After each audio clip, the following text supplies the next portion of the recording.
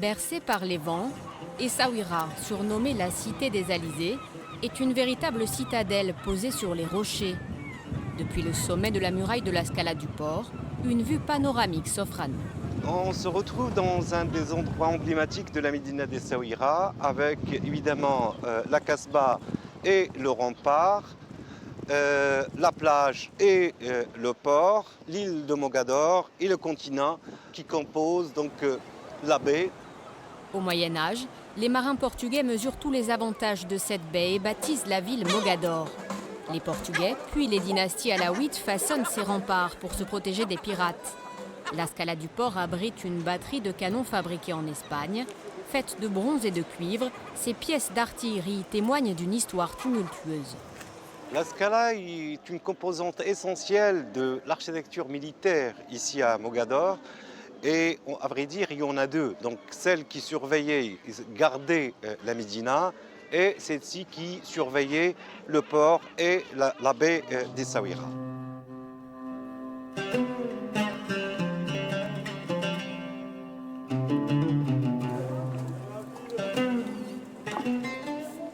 Le matin, le port fourmille d'activités.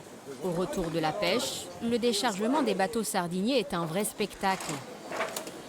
Cette technique permet de vider en un temps record un navire éloigné du quai. La pêche est ensuite dispersée dans ces camions. Elle sera vendue dans plusieurs villes du Maroc ou mise en boîte dans les conserveries. Natif d'Essaouira, Abdel est issu d'une famille de pêcheurs.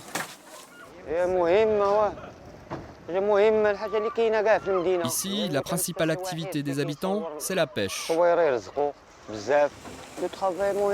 C'est vraiment une chance pour ceux qui n'ont pas réussi à l'école d'apprendre ce travail. Un travail qui nous permet de faire vivre nos familles.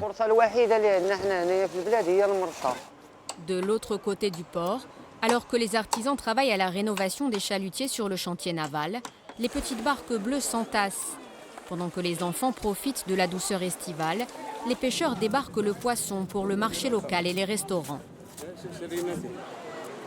À 2 pas d'ici, immédiatement sortis de l'eau, dorades, rougets et autres crustacés se retrouvent sur les étals de ces petites baraques pour le plus grand plaisir des touristes. Est-ce qu'il y a des rougets? Si, il y a les rougets, il y a les dorades.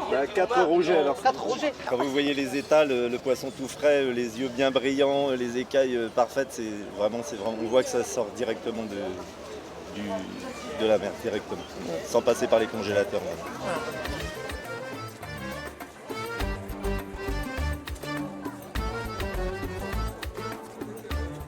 Derrière les remparts, la vie s'organise autour de ces portes et ces rues qui s'entrecroisent. Le plan de la ville a été pensé au XVIIIe siècle par Théodore Cornu, un architecte français influencé par le travail de l'ingénieur militaire Vauban à Saint-Malo.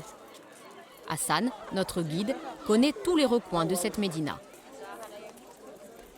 C'est un système rectiligne et droit donc, qui permet le déplacement facile pour les forces armées ici à l'intérieur de la Médina. À l'époque bien sûr, mais après donc, on a une autre fonctionnalité de ce plan rectiligne que l'on voit. C'est une fonction hygiénique qui permet au vent dominant de nettoyer et de rafraîchir l'intérieur de la Médina d'Essaouira.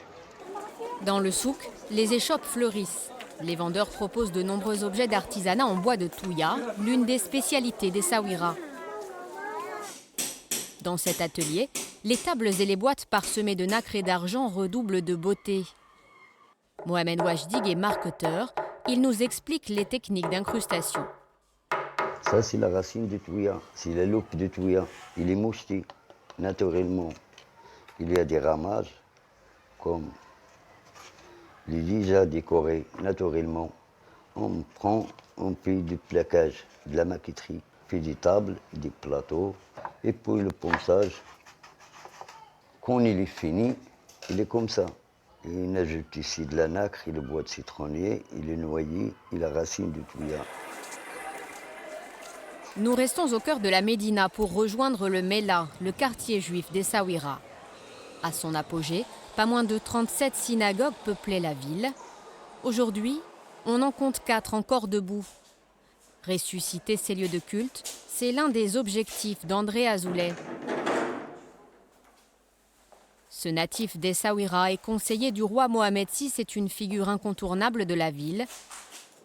Il nous reçoit dans cette ancienne synagogue, récemment transformée en centre culturel et espace de recherche international sur le patrimoine juif.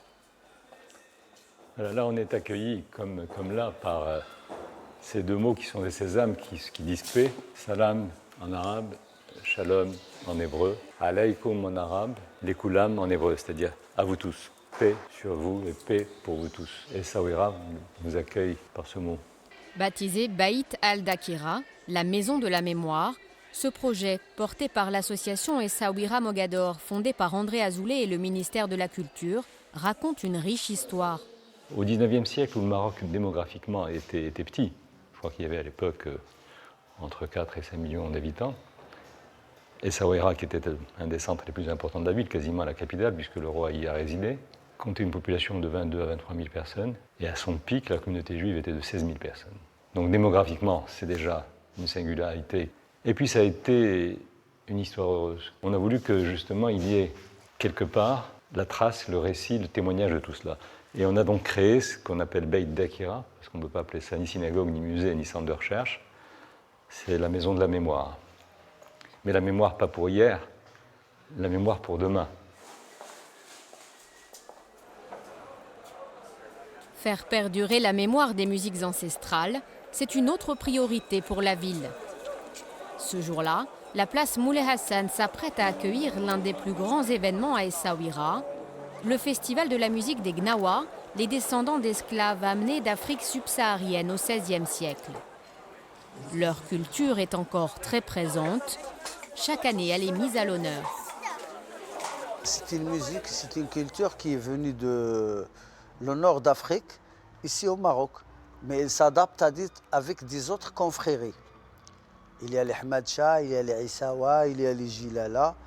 Et avec ça, on donne un répertoire gnawi. Ça fait des années que les gens viennent d'inspirer la musique gnawa. Moi, je me rappelle à l'époque du mouvement hippie, dans les années 70-71, Jimi Hendrix, il a été ici, à Diabat. Et mon grand frère qui a été avec lui, avec Abdelrahman Paka de Nassel Rewan, ils étaient avec Jimi Hendrix, ils ont joué la musique gnawa avec la guitare, le gumbri. Grâce au festival d'Essaouira, cet art est donc passé du local au national pour acquérir ensuite une renommée internationale. Créé en 1998, l'événement attire désormais plus de 100 000 spectateurs lors de ces 3 jours de juin. Cette impressionnante parade ouvre les festivités. Au rythme des crotales, ces castagnettes de métal, les musiciens traversent la ville. À la nuit tombée, des groupes traditionnels et des artistes venus du monde entier fusionnent sur la grande scène.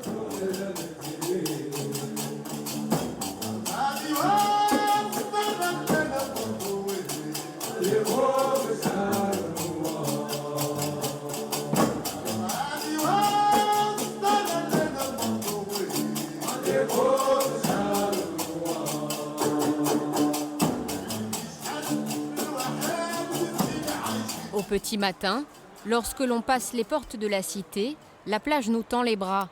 Des kilomètres de sable fin où se croisent chameaux et kitesurfers, car la Cité du Vent est bien sûr très réputée pour les sports de glisse.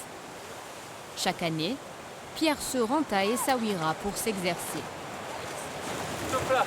Et bien devant la... Ok. Qu'est-ce que je dois améliorer alors? Alors, le truc, tu vois, pour les switch, quand tu fais des switch, il ne faut pas trop s'accrocher à la barre, tu vois. Moi, je viens souvent à Essaouira pour faire du kitesurf parce que c'est l'endroit où je préfère aller. On est sûr qu'il y a du vent, on est sûr que les conditions sont bonnes.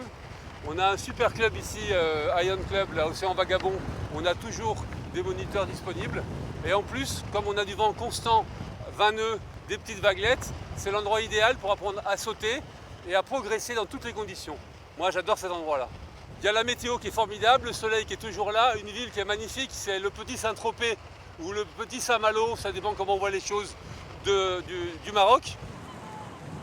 Un paradis qui séduit de plus en plus les Marocains et les étrangers.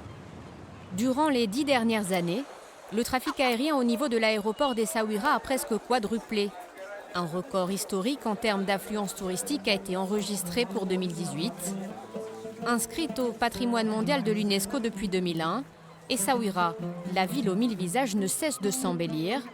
Un programme complémentaire de réhabilitation a récemment été lancé par le royaume.